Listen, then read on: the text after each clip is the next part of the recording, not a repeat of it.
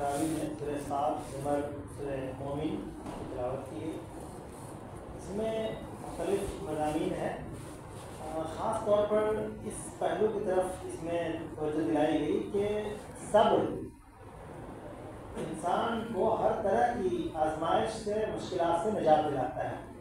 کسی بھی طرح کی مشکل ہو، کسی بھی طرح کی آزمائش ہو، تو ایک صبر ہی واحد ذریعہ ہے جو انسان کو اس سے نجات دلاتا ہے. حضرت ایوب علیہ السلام کی مثال یہاں پر پیش کی گئی اس حوالے سے، جس میں یہ بتایا گیا کہ حضرت ایوب علیہ السلام کو بہت ساری مشکلات میں ڈالا گیا، جسمانی بھی، مالی بھی، گھریلو بھی، اور خاص طور پر جو جسمانی مشکلات ہیں، بیماری، اس میں آپ کو مبتلا کیا گیا. سخت بیماری میں، نہایت تکلیف دہ بیماری میں آپ مبتلا ہوئے، اور اس بیماری کی وجہ سے آپ کے گھر والوں نے آپ کا ساتھ چھوڑ دیا، سماج، معاشرہ، خاندان، لوگوں نے آپ کا ساتھ چھوڑ دیا. ایسے وقت میں حضرت ایوب علیہ السلام نے صبر کا دامن نہیں چھوڑا اور وہ صبر پر قائم رہے. تو یہاں پر دو باتیں معلوم ہوتی ہیں. ایک تو ایک بیماری کے بارے میں بعض لوگوں کے یہاں یہ مانا جاتا ہے، اور یہ بعض لوگ بولتے ہیں کہ بیماری ہے، کسی گناہ، کسی جرم کی سزا ہے. ایسا نہیں ہے. بیماری، مشکلات، یہ سب کے سب انسان کے آزمائش کے لیے، انسان کے گناہ کی معافی کے لیے ہے، سیئات کے کفارہ کے لیے اور درجات کی بلندی کے لیے. تو اس لیے کبھی بھی کسی کی بیماری کو دیکھ کر کے اس طرح کی بات کا اندازہ کرنا صحیح نہیں ہے، غلط ہے،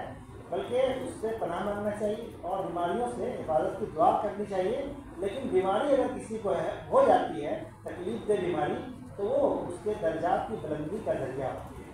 حضرت ایوب علیہ السلام سے یہی کہا گیا کہ ان کو اس آزمائش میں مبتلا کیا گیا، اور پھر جب انہوں نے صبر کا معاملہ مظاہرہ کیا تو پھر انہیں وہ ساری چیزیں، صحت بھی، خاندان بھی، مال و دولت بھی، سب انہیں واپس کر دیا گیا. وَهَبْنَا لَهُ أَهْلَهُ وَمِثْلَهُمْ مَعَهُمْ رَحْمَةً مِنَّا، اور ان کو سب کچھ ہماری طرف سے دے دیا گیا. اس کے بعد پھر اچھا، اس میں ایک بات اور ہے کہ انسان کے اچھے اور برے حالات میں ایک تو یہ تعلیم ملتی ہے کہ دامن صبر و شکر کو تھامے رہنا چاہیے. ایک تو یہ تعلیم ہے. اسی طرح تقدیر کی بھلائی اور تقدیر کی برائی اللہ کے ہاتھ میں ہے، یہ کسی بندے کے ہاتھ میں نہیں ہے. وہ چاہے تو بہترین حالت کو بدترین حالت میں بدل دے اور بدترین حالت کو بہترین حالت میں بدل دے. اس لیے ہمیشہ اللہ کی طرف لو لگانا چاہیے، اللہ کی طرف رجوع کرنا چاہیے. اسی طرح ایک جگہ پہ بات آئی کہ طاغوت سے اجتناب اور رجوع الی اللہ، یہ ہر طرح کی خوشخبری اور اللہ کی طرف سے ہر طرف سے ایک خوشخبری اور کا اہم پیغام ہے کہ طاغوت سے اجتناب. طاغوت کیا ہے؟ اللہ کے علاوہ کسی اور طاقت کو، کسی اور قوت کو تسلیم کر لینا یا اس کی اتباع کرنا. اللہ کے علاوہ چاہے عقائد و نظریات میں آپ چلے جائیے تو عقائد و نظریات میں بھی ہے ایسے عقائد، ایسے نظریہ جو اللہ کے خلاف ہو، اللہ کے مطالبے کے خلاف عقیدہ ہو، نظریہ ہو، یہ بھی طاغوت کی اتباع ہے. اسی طرح انسان کا اپنے نفس کی پیروی کرنا، اللہ کے حکم کے سامنے، اللہ کے مطالبے کے سامنے اپنے نفس کو ترجیح دینا، یہ بھی طاغوت کی پرستش ہے، طاغوت کی اتباع ہے. تو جو لوگ طاغوت سے اجتناب کرتے ہیں، طاغوت کی بات ماننے سے، اگر طاغوت کی اطاعت کرنے سے، عبادت کرنے سے جو لوگ اجتناب کرتے ہیں، تو پھر ان کے یہاں اللہ تبارک و تعالیٰ، اور دوسری طرف یہ کہ وہ اللہ کی طرف رجوع کرتے ہیں، تو پھر ان کے لیے خوشخبری کا سامان ہوتا ہے ہر طرف سے. اور ان کو اللہ کے رسول کے حوالے سے کہا گیا کہ ایسے بندے کو خوشخبری سنا دیجیے.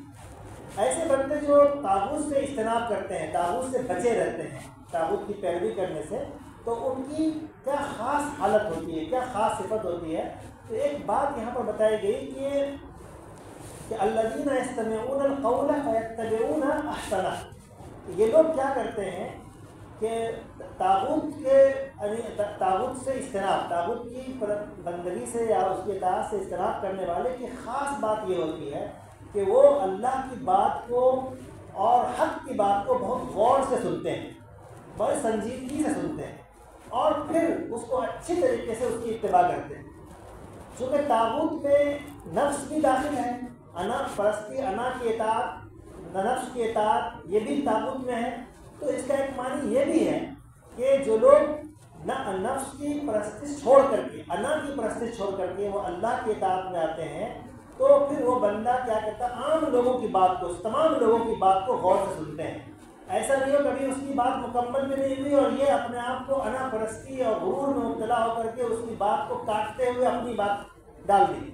نہیں، بلکہ وہ اس کی بات کو سنجیدگی سے سنتے ہیں، کسی کو حقارت کی نظر سے نہیں دیکھتے، اپنے بارے میں سب کچھ مان کر کے، آخری درجے کا انسان مان کر کے دوسروں کی بات کو ہلکے میں لیتے ہیں، بلکہ دوسروں کی بات کو بھی غور سے سنتے ہیں اور پھر ان کا اچھا مفہوم لیتے ہیں۔ یعنی بعض لوگ اتنے زیادہ جلد باز انا پرست ہوتے ہیں کہ وہ کسی کے بعد جلدی سنتے ہیں اور پھر جلدی سے کوئی معنی نکال کر کے کچھ سے کچھ فیصلہ کر لیتے ہیں۔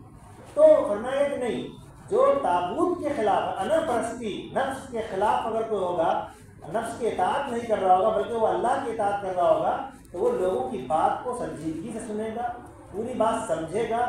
پھر اس کا اگر کوئی غلط پوائنٹ بھی ہے تو اس کے اچھا کوئی معنی ہو سکتا ہے تو وہ دینے کی کوشش کرے گا، اس سے وہ برے نتائج نہیں نکالے گا، بلکہ یستمعون القول فیتبعون احسنہ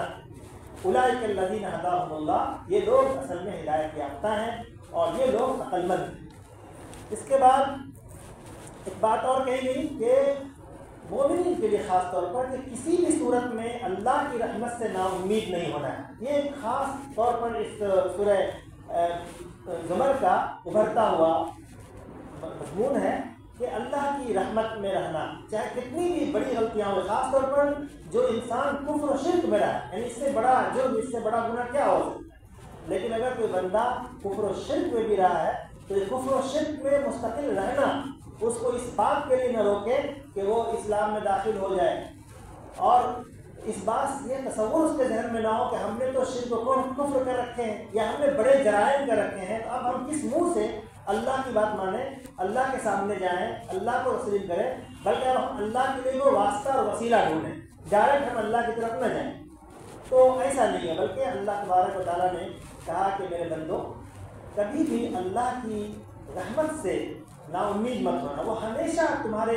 کتنے بھی بڑے گناہ تم سے اگر سرزد ہو گئے ہیں، کفر و شرک کیوں نہ تم سے ہو گئے ہوں، لیکن اللہ تبارک و تعالیٰ رحمت کے دروازے کھولے ہوا ہے، وہ ہر وقت اپنی رحمت کو پھیلائے ہوا ہے۔ مایوس العلاج مریضوں کے لیے بھی یہ اکسیر شفا کا کام کرتا ہے، تو لہٰذا اس اکسیر شفا کو لینا چاہیے، کسی بھی صورت میں مایوس نہیں ہونا چاہیے، بلکہ اللہ کی طرف توجہ رکھنا چاہیے۔ اللہ بہت بڑا ہے، گناہوں سے توبہ کرنا، اگر کفر و شرک ہے تو اس سے رجوع کر کے اللہ کی طرف رجوع کرنا، کفر و شرک سے توبہ کرنا، گناہ ہیں، جرائم ہیں، ان سے توبہ کرنا، حقوق العباد ہے اس کے جو معافی کے طریقے ہیں اس کو اختیار کرنا، اس کے بعد اللہ تبارک و تعالیٰ کے یہاں معافی کا دروازہ کھلا ہوا ہوتا ہے۔ اس کے بعد ایک جگہ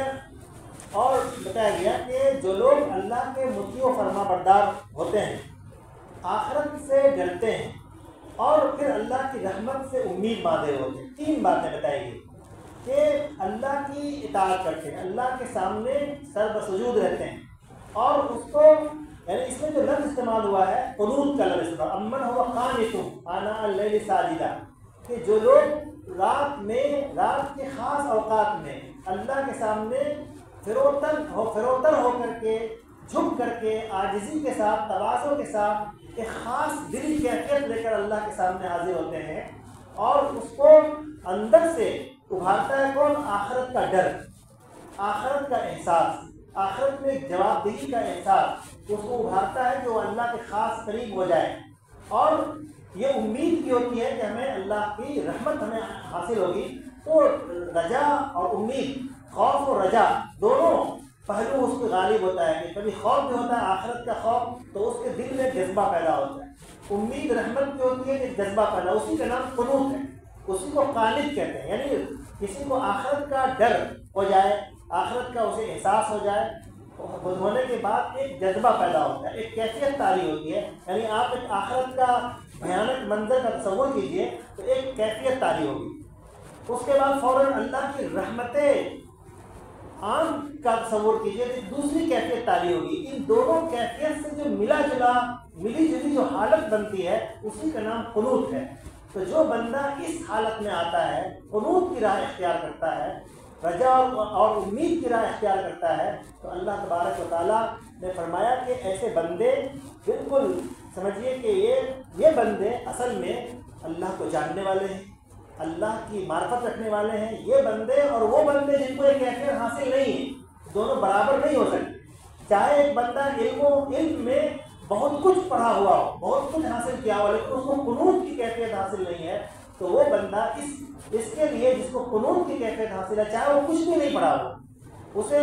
وہ ہزاروں ٹن کتابیں اس کے گردن پہ لگی ہوئی نہیں ہیں، تب بھی وہ اللہ تبارک و تعالیٰ کے نزدیک بڑا مقام والا ہے۔ دونوں برابر ہو ہی نہیں سکتے، جس کے جو قنوت کی کیفیت جنہوں نے پیدا کری۔ آخر میں ایک مرد مومن کا واقعہ بیان کیا گیا۔ یہ بہت اہم ہے کہ مرد مومن خاص طور پر ایسے لوگ جو کسی بڑے منصب پر ہو اور وہاں پر اسے حق بات بولنا بڑے نقصان کا باعث بنتا ہے۔ اس بات جتنا جو بڑا منصب پہ ہوگا، جس کے بعد جو کھونے کے لیے بہت کچھ ہوگا، تو اگر وہ حق بات کرے گا تو بہت کچھ کھو دے گا۔ تو ایسے موقع سے بھی اگر کوئی بندہ بڑے مقام پر ہے، بڑے عہدے پر ہے، اور وہاں پر حق بات بولنے سے اس کا بہت بڑا لاس ہو رہا ہے، بہت بڑا نقصان ہو رہا ہے، اور ایسے وقت میں بھی وہ حق بات بول رہا ہے، تو اس کو قرآن کی زبان میں قرآن نے اس کو مرد مومن کا خطاب دیا۔ واقعہ یہ ہے کہ حضرت موسیٰ علیہ السلام کے واقعے کے ذمن میں جب ان کے خلاف فرعون نے اپنے ارکان پارلیمنٹ سے مشورہ کر کے ان کے اوپر قتل کا فیصلہ کرا لیا اور طے کر لیا کہ تمام ارکان نے یہ رائے دی کہ ان کو قتل کر دیا جائے۔ جب وہ اس فیصلے کو لے کر فرعون بڑھا اور یہ حکم جاری کیا کہ اسی پارلیمنٹ میں ایک شخص کھڑا ہو گیا، یعنی اسی ارکان سلطنت کا آدمی تھا، وقال رجل مؤمن من آل فرعون، اسی آل فرعون یعنی حکمران فرعون کے لوگوں میں سے تھا، وہ کھڑا ہوا اور اس نے اسی پارلیمنٹ میں بڑی لمبی تقریر کی، جس کو یہاں پر بیان کیا گیا ہے۔ اس تقریر کو جس کا حاصل یہ ہے کہ لوگوں کہ جو بندہ صرف اور صرف یہ کہتا ہے کہ میرا اللہ ایک ہے، ایک ہی خدا کی عبادت کرنی چاہیے، کہ کیا تم اس کو قتل کر دو گے؟ جو ایک اچھی راہ دکھاتا ہے، جو خوبصورت تعلیم دیتا ہے، جو انسان کو انسان بنانے کی بات کرتا ہے، جو انسان کو حق کی طرف لے جانا چاہتا ہے، اس کو تم قتل کرنے کا فیصلہ کر رہے ہیں۔ تو اس تقریر کا اور بھی پرزور الفاظ میں اس کا بیان ہے۔ اس مومن کا ایک بہت بڑا اہم حصہ ہے یہ تقریر، مرد مومن کی تقریر۔ تو اس تقریر کا اتنا بڑا اثر ہوا کہ پورے ارکان پارلیمنٹ نے اپنے فیصلے کو واپس لیا، اور حضرت موسیٰ علیہ السلام کے حوالے سے انہوں نے آخر میں جو بات کہی، ایک جملہ اس کا عبارت ہے، وہ افوض امری الی اللہ، کہ میں اتنی تقریر کے بعد، اتنی گفتگو ہو جانے کے بعد کہ اگر تمہیں سمجھ میں نہ آئے تو میں اپنا معاملہ تو اللہ کے حوالے کرتا ہوں، یقیناً اللہ کے یہاں سخت گرفت ہوگی، اور ہو سکتا ہے وہ گرفت یہیں پر ہو جائے، جس تقریر کا بڑا اثر ہوا اور سارے ارکان سلطنت سوچنے تو مجبور ہوئے۔ بہرحال کوئی ایک انسان کو ہمیشہ عزم، حوصلے اور جتنے بڑے مقام پر ہو اس کو اور بڑی ذمہ داری ادا کرنا چاہیے۔ وہ قرآن کی زبان میں وہ مرد مومن ہوتا ہے۔ مرد کہا ہی جاتا ہے اس بندے کو جو بہت بڑا کردار ادا کرنے والا ہے، وہ مرد تو سب ہوتا ہے، یہاں پر مرد عورت اور مرد کے مقابلے میں نہیں، یہ مرد باعزم، باحوصلہ اور اس کے جذبے کے اظہار کے کرنے والے کو مرد کہا گیا ہے۔ تو مرد مومن ہم سب کو ایسے ہی مرد مومن بننا چاہیے، حق بات کو حق ماننا، حق کا برملا اظہار کرنا، یہ ایک مومن کی مومنانہ شان ہوتی ہے۔ اللہ تعالیٰ عمل کی توفیق نصیب فرمائے۔ وآخر دعوانا